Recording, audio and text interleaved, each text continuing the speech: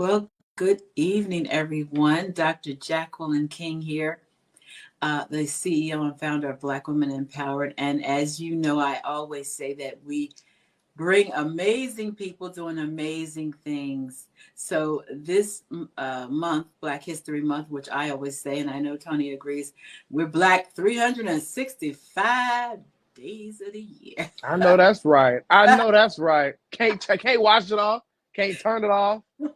Can't downgrade it. It just, It is what it is. it does its thing. It does its thing. So we have the amazing Mr. Tony Betton Jr., he is with 21 Alive now. And he's amazing. He's doing the darn thing in media broadcasting. I'm so impressed and proud of you, Tony. I'm just going to read your bio. It's like a book. So Tony is the weekday morning anchor projects reporter for 21 Alive in Fort Wayne. He's a native of Georgia and graduated from Georgia State University, where he studied broadcast journalism, public relations, and entertainment media management. In addition to his anchor role in Fort Wayne, he is a Gray Television ambassador on the on-court immensity for Fort Wayne Mad Ants. I saw that. That's something new. You just got that, right? I got it. I've been doing it for just a few months now. And then, for this season. But yeah, the on-court MC for the Mad Ants. That's pretty awesome. He currently serves on the National Society of High School Scholars Fellow Executive Board as the VP of Communications, the Planning Committee for the Big Brothers, Big Sisters. I just met with him. Mm-hmm. Actually, I'm a big. Yeah, awesome. Yeah. Oh, yeah. Love that. Yeah. I'm a big. All right. Sisters of Northeast Indiana's Black Business Card Party, and is an alumni of the Usher's New Look Foundation, having celebrated 10 years in the program. He also is a member of the National Association of Black Journalists and the founder of his own media company, the REP Zone. That's pretty impressive. The Rep Zone, yeah. Wow. Okay. Before ABC 21, Tony was a studio production intern for ABC News, Good Morning America in New York City, and completed internships with Channel 2 Action News, WSB-TV, the Boys and Girls Club of America headquarters, Ryan Seacrest Studios, and Fox 5 Atlanta. When he is not reporting, you may find Tony volunteering in the community, hosting special events, public speaking, finding more ways to build his brand, and hanging out with friends and family. He also loves to inspire others in finding their passions and following their dreams. You know what? Let me tell you something. This was a God thing, because that's what we do. You already saw the interview, right? Yeah, that's what we do.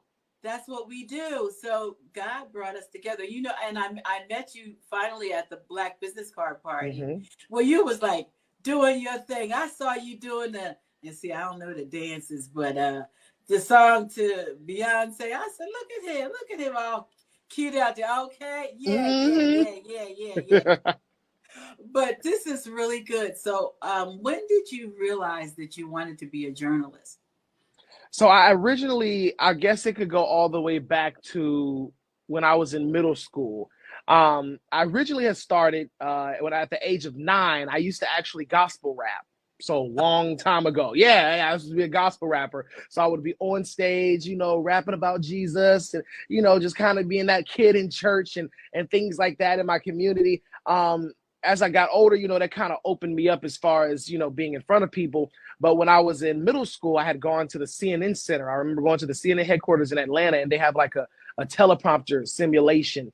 And I remember getting up there and asking my mom if I could do it. And I did such a bad job. I was just, I could not, I didn't know any of the words. I was confused. I was not the best at reading at the time. I was reading below reading level. I was stuttering. Wow. It was a lot of things that I was battling at that time. And I remember how bad of a job I did.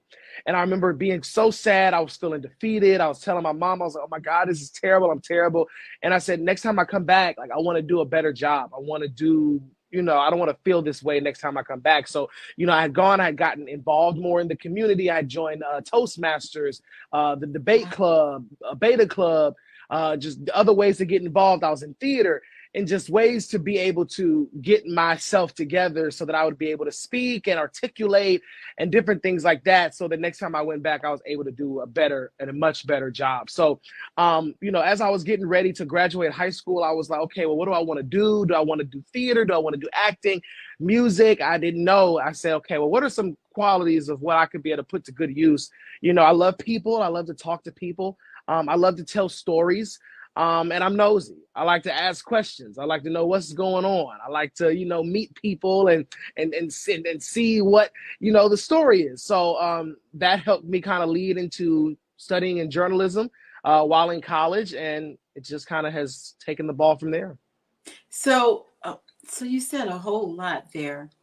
A lot of kids have to overcome challenges such as stuttering and not being able to read. How did you do that? Well, I'll tell you this, it was not easy. I remember being frustrated. I remember I remember taking jabs at myself. I remember sometimes other people, making fun of it, me getting words out and me just kind of really having a difficulty putting words together.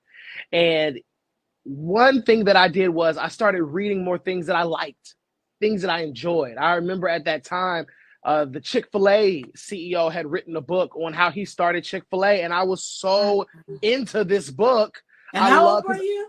I was in middle school. I remember that. I remember I was in middle school because he was still alive at that point. So you go back at that point to where the Chick-fil-A founder was still alive. So a couple years before he passed. But I remember him writing books on Chick-fil-A, and I love Chick-fil-A, and that was interesting to me at that time. I remember that just having to I was doing little things like I would read every billboard when I would go by. I would just be reading things left and right to be able to grow in learning words or reading things on the fly. Like I said, I got involved in theater, so that kind of helped me with reading scripts and doing cold reads, like if they were just to give me a script on hand and I wasn't able to really prepare for it before a show or an audition or something like that. So I just found ways to get involved and ways to do things. Toastmasters, that helped me with a lot of my ums and ahs and thinking on the top of my head, as well as, like I said, theater and things like that. So I just found ways to get involved, stay active. Usher's New Look, that's another one. They gave me the platform and different opportunities to be able to host and speak and present. So, I just found ways to be able to grow on my own so that I can overcome that. That's good, because I'm sure that we will have parents that have children that are struggling, and you are definitely an inspiration to them. So you went on to college, and what happened? So I went on to college, was going to Georgia State, always knew I wanted to go to Georgia State. And from there, I knew I wanted to go to Georgia State because, one, how the campus made me feel. I remember touring a couple of different universities, and I just remember when I walked on Georgia State's campus, I knew that was going to be my school. I knew. But one of the things that I loved about Georgia State is how big and how diverse it is. And I was looking forward to that, but also the location. I mean, you got the CNN Center, you got TBS, you've got Turner Broadcasting, you have all of the, smaller stations, local stations, WSB, Fox 5, 11 Alive, CBS 46 at the time. Now it's Atlanta News First. There are all of these stations and opportunities for internships and to be active around Georgia State University. And that's one of the biggest reasons why I wanted to go. But I hit the ground running. I joined the local news station at the school. I began to go to different organizations and different meetings to figure out how I can get involved. When I was in college, I was one of the founding members of our chapter of the National Association of Black Journalists. And I just hit the ground running. I was just involved. I was an intern with the King Center for Nonviolent Social Change. I grew up in their the Kingian nonviolence training. And then from there, I had gone on to be a PR intern with the King Center. And then I just continued to get more involved with Boys and Girls Club, Ryan Seacrest, you name it, I was trying to get involved in it. You are definitely an overachiever. So that's a good thing, because I think that us, our kids and Black kids, um, you really can't sit back. That's not really even an option if you want to be successful. Would you agree? I was Mhm. an overachiever too. You have to keep going and getting involved, because one of the things that I always say is that it doesn't matter how much talent you have if nobody sees you. Very good point. I mean, and I want to, make a point to that, not even just about being seen for so that people can see you, Right. but making an impact. I remember actually it was this morning, Lizzo, the artist Lizzo, she released a video for her song Special. And she said the point of representation is not going to do anything if you're the only one representing, if you're the only one, if that's all you see, but representation and inclusion and mentorship is about helping others. And I remember hearing someone else actually say today, they said, if you're not helping others, what are we doing? Like, if we're not able to help others, give back and be a representation for others and show people that you can do it. Well, you are definitely an example of you can do it.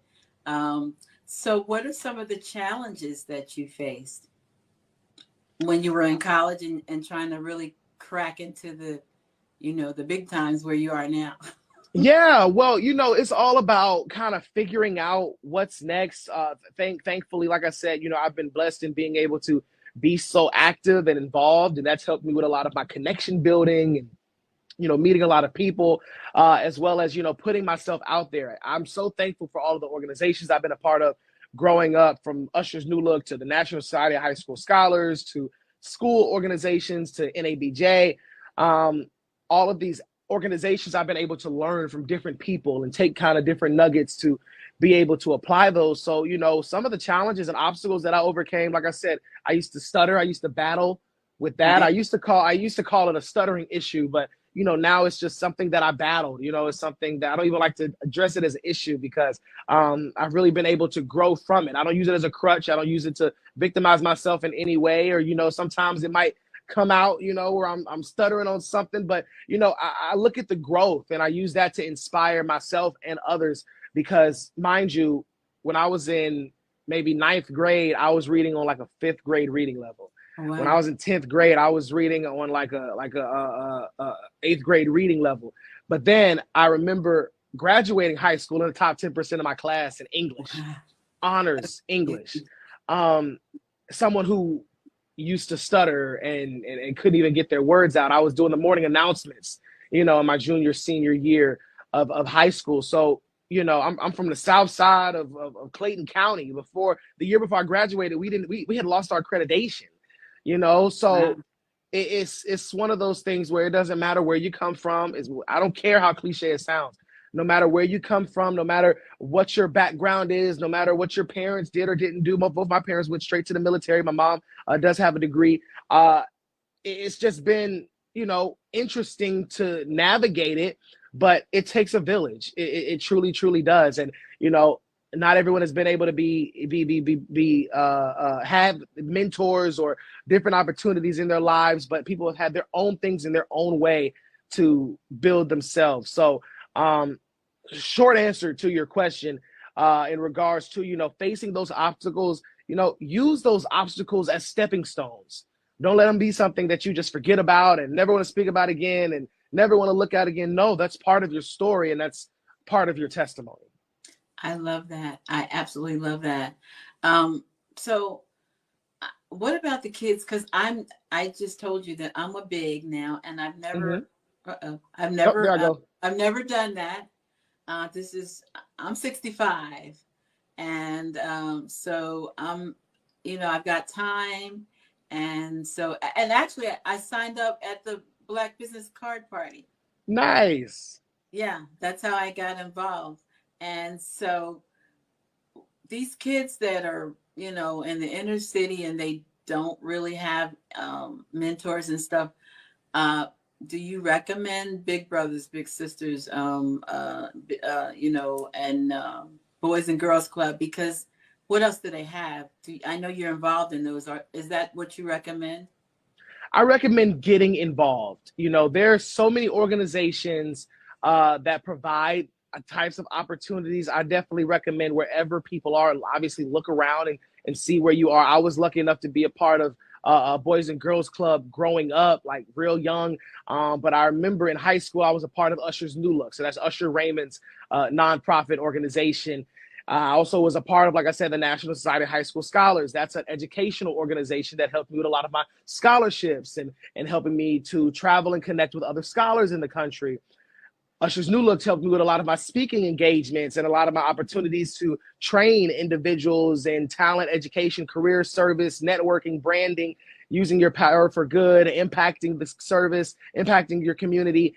So all of these organizations were able to teach me different things. Big Brothers Big Sisters plays a role for those, you know, who may need an adult figure more so, like, you know, again, like a big brother, like a big sister. Maybe their mom is always at work. They've got 2 or 3 jobs that they're trying to hold down the household, or you know, dad might not be around, or you know, they might be you know, living with a guardian who may just not have time, or the physical abilities. It could be a bunch of different things, but encouraging people to look at what's around you and seeing what is available to help you and not being afraid. You know, I know that I've met a lot of students who are afraid of being a part of these organizations because they were like, they felt like they were being victimized, or they, you know, didn't feel like they fit in, or, you know, things like that. But that's what these organizations are here for. I tell people these organizations molded me. I remember telling my job when I got here, I said, look, when these organizations call me, if they need me to speak or to be involved in some way, I want to still do it while I have this job, you know, and whether or not that calls for me traveling or doing Zoom calls, because they molded me and shaped me to where I am today. Like I said, I used to stutter. I'm from the South Side of Atlanta, with a county that until a year before I graduated had no accreditation. I come from a single parent household. I mean, you know, check off the list of different things. I'm a Black man, da da da da da da da da. So I don't allow the things that, you know, may have been obstacles growing up to be things that I still battle with, or they might still be things that I battle with, but I don't allow that to hold me back or hold me down. I get involved, I get active, I find things that are around, and I have to thank my mom as well. You know, she played a huge role in me being active. My mom, my grandma, they played huge roles. We were talking Pastor Daniel Smart, you know, we both know him. You know, it's about kind of building that village. And hopefully from this whole interview, people take away, you know, building that village, and your village doesn't have to be 2 million people. Your village might be 200, your village might be 20, you know, but it's the quality over the quantity. I just love it. I tell everybody, I watch this young man every day on the news, and I smile when I see you, because you're probably the baby in the bunch. Yes and no. Yes and no. There are some people who are there who are younger than me, you know, but there are some OGs, you know, who are at 21 alive. Yeah, well, I'm very proud of you. So Thank you. My last question, maybe, is about networking, because I've always been a big networker, and a lot of people are afraid to network. I mean, I excelled in corporate America, and I tell everybody I would have never excelled if I didn't have someone who believed in me. It's one thing, again, I have to emphasize, to be smart, but if no one is recognizing the work that you do and willing to help you get to the place, especially in corporate America, it's pretty much not going to happen. So how important is networking for you? People say it all the time, network is your net worth. You know, it's important, you know, and this is aside from the saying of people saying, you know, I don't care about what people think about me. Okay, yeah, I get all of that. But networking truly comes into play because it plays a role when you're not in the room.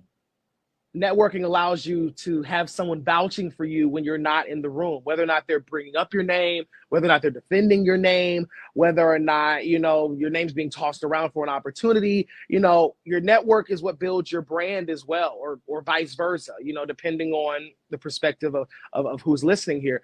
But when you're dealing with your network, those are the amount of people who you are able to connect with. It's not just your number of contacts in your phone or friends that you have or people that you walked and shook hands with. No, it's about following up with people. It's about connecting and networking with them on different platforms, maybe. It's about, calling them after 6 months and saying, hey, how's the family? Just wanted to check back in. It's about when you enter a room, you say, hey, I'm not leaving this room without making 5 new contacts. I'm not meeting this room without getting 10 new Instagram followers, or I'm not leaving this room without adding 7 new people on Facebook.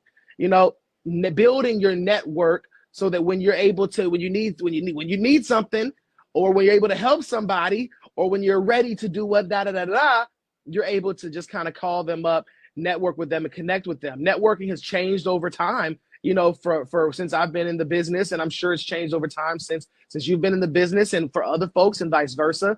We don't even use business cards, it seems like, almost anymore. I remember I do.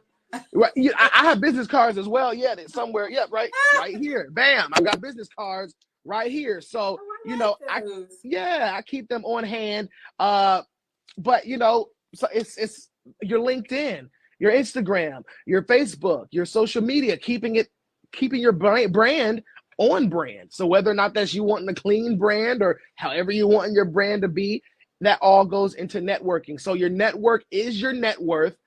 And it's about, having people to be able to vouch for you when you're not in the room. So I know that you went to Bishop Smart's church, and so I know that you are spiritual, or a man that believes in God. How has that played a role in your life, your relationship with God? I had a mentor who told me that when you enter this industry, if you don't have a source, you're not gonna make it. I work in a heavy industry. I work in as you know, doctor, as anyone probably knows just by turning on the TV. I work in a heavy industry, from the shootings to the killings to the evil that's just in the world. And we got to stay prayed up, not even just as individuals, but, for me as an individual in the field that I'm in, I have to stay prayed up. So, I stay grounded. I stay as grounded. Sometimes if I feel myself straying away, I find things that I need to do to keep myself close. I've got this picture of my grandma back here. I keep her close. My mom, I'll give her a call. Mom, I'm feeling down, feeling blue, feeling a little lost. I have this thing that I used to do called the daily devotional together, where I do a daily devotional, but I did it for over a year. It was like almost all during the pandemic. And every morning I woke up, and Monday through Friday, we started our day reading the scripture, listening to some music, getting into the spirit and starting our day. I had to stop that only because my job shifted and I was up earlier and staying later. So it just wasn't working out. But it keeps me sane. my relationship with God and my foundation, it keeps me sane. It keeps me grounded. It's pretty cool because I'm in the city called the City of Churches. There's a church on like every street here. There's like 300 churches in Fort Wayne. It's ridiculous. It's churches everywhere.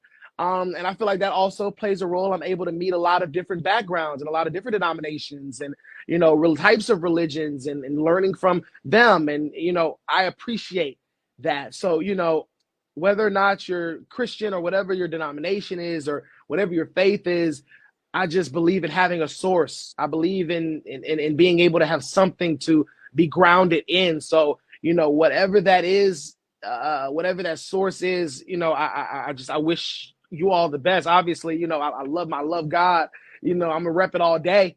But whatever your source is, let that be what you fall back on so that you're not just out here navigating this crazy world by yourself. Cause it's hard. It's hard. I like that. You have a business, you have your own business. Talk about that. So I had to put the Rep Zone kind of on pause because of me working here with 21 Alive. But the Rep Zone Media Company, it means representing everything positive. That's what Rep stands for. And it stemmed from me when I was in Atlanta doing red carpet interviews and different sit-down interviews and doing behind-the-scenes footage. It kind of stemmed from that. And I had always wanted to be an entrepreneur. I get that from my dad. Shout out to Tony Sr. I get that entrepreneurial spirit from him. But, I just always wanted to be able to create my own content, produce it, write it. I was in theater, like I said earlier. So, being able to have that was a blessing, you know, representing everything positive. And that was birthed out of me watching the news, you know, and seeing all of the bad and negative and sad news that we deal with every day. And I was like, I want to bring other type of content to the world. I want to be able to deliver things that, you know, other ways to deliver content to people to where they would want to watch, especially this generation as it changes now. You know, people are getting their news from TikTok. So, you know, things are changing. And that's one of the reasons why, you know, I started the Rep Zone. So tell me what exactly was you brought on people. Tell me what you did with when you worked. So, yeah, it was a mixture of things. It originally started off with me doing red carpet interviews. Like I said, sit down interviews. I had a pilot for a talk show that I was working on at the time. I had a radio show on Station Head, which broadcasted I was out of New York at the time, but also did some episodes when I was in Atlanta. I had, you know, other people who I would, you know, get to come out and do work behind the scenes. I had a couple of correspondents. And I'm sure it will have grown over time now that I'm out of college. But when I was in college, that's what I was doing, was learning and growing in that way. So, yeah, I kind of helped with some of my colleagues and put them on and, you know, would go around and do those different type of entertainment and community-based interviews. Okay. That's nice. All right. So how did you end up at 21 Alive? Or I know it was something else when you came to it, but how'd you end up here? Yeah, I was at a conference in Texas in 2019. And while I was there, I met a recruiter for the company for that used to own 21 Alive. A new company has bought over that. But Quincy Broadcasting Group, I had met the recruiter there, and, you know, we just had conversation. We just had great conversation. I fell in love with the company, with the vibe that she was given. And from that, you know, that shows how important recruiters are. She got me to come to the station. I was going to New York after that conference to intern with GMA. And while I was at GMA, I got the call from my news director, you know, that they were interested. I was interested. And then top of January of 2020, I was in Fort Wayne. Congratulations. Big shift from Atlanta. I'm from Greensboro, so you know, I know from the South to here, big shift. Big shift. Big shift. What was the most shocking to you? I won't say, I don't have one that was most shocking. I'll say the best thing, there's no traffic here. I was so happy. Right. I was like, being from Atlanta, I was like, oh, I don't have to deal with traffic ever. Yeah. So now I'm still adjusting to this cold weather though. I don't like the cold. I don't like being cold. Yeah, cold weather's rough. But they think that Coliseum is like, you know, the worst thing ever. I'm from New Jersey, so I really know traffic. Greensboro was more than this, but New Jersey was more than that. Yeah, the traffic that's over by the Coliseum here. No, and it's probably, they only say that when it's during a game or an event. Yeah, that doesn't compare to the Georgia Dome traffic or the State Farm Arena traffic. It's the Mercedes-Benz traffic is different during a Hawks or a Falcons game. Trust me, a Beyonce concert. Trust me, it is different. Right. Yeah. Well, I am thankful. What encouragement can you give our people before you leave, or anything you want to share, and share how they can connect with you as well? Yeah, for sure. Well, first of all, look, happy Black History Month. You know, tap into your power.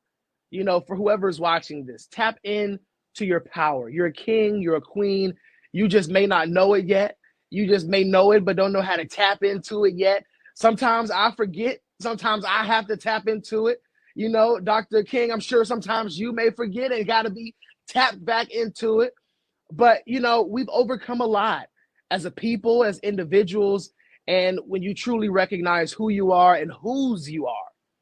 Let me say that again, not just who you are, but whose you are. You serve an almighty God. You serve an almighty King. This is the Black Women Empowered Network. Not just the women's network, not just the Black women. Y'all are empowered. And the men who are watching, y'all are empowered. And the girls and the boys and, you know, and everyone else, you're empowered and you're a child of God. So, you know, be encouraged, be inspired. Like we had said somewhere during this conversation, if you're not doing something to serve others, what are you doing? And I love you. You're more than welcome to reach out to me. I'm on all platforms, Tony Betton Jr. TV. So that's my first name, last name, Junior TV. That's also my email. So please feel free to email me. And I just would love to connect. So whether or not you're a journalist, whether or not you're a publicist, whether or not you're, a kid trying to find his way, whether or not you're a youth pastor, whether or not you're interested in music, whatever it is, please follow me, reach out, connect with me, and, stay encouraged, stay empowered. And Dr. King, I appreciate you for having me. I know we've been talking about, getting together, and it's just been a lot going on, but, happy Black History Month to you. And, I'm proud of all the work that you're doing, and thank you. And I wish you all the best as well. And, it's a blessing. It's a blessing. Well, thank you. And so we will continue on. I believe our next guest is Alexis Rogers from Wish TV. She'll be on next. We do have Daniel. I just forgot his last name. Daniel Miller. Okay, Daniel Miller. I'm 65, so I can do that. No worries. That's why we have a flyer, right? That's why we got a flyer it's too. on the flyer. Daniel Miller. He's the one that did the great piece on me. If you guys haven't seen it, yeah, please go out to Fox 59 and see that. He did an amazing job on me for Black History. And then we also have Kathleen Trigg Jones of iWoman TV. All powerhouses, all Christ believers. And I actually didn't work it out that way. It's just the way it happened because we are a Christian network. Anyway. God don't make mistakes. He don't make no mistakes. So, Tony, thank you. I call you now. Look, I'm a doctor. I have a son. You're my son here now. So if you need me for anything, you have my information. Hey, look, my mom would love to hear that too. She loves to hear that, I've got people helping to look out. Again, it takes a village. I grew up an only child. So with her being in Atlanta and me being here, it warms our hearts. So thank you for that. Thank you for that. And thank you for all of our listeners. Please share the broadcast. You have been watching the young, handsome Tony Betton Jr. from 21 Alive. God bless you. Until the next time, have a blessed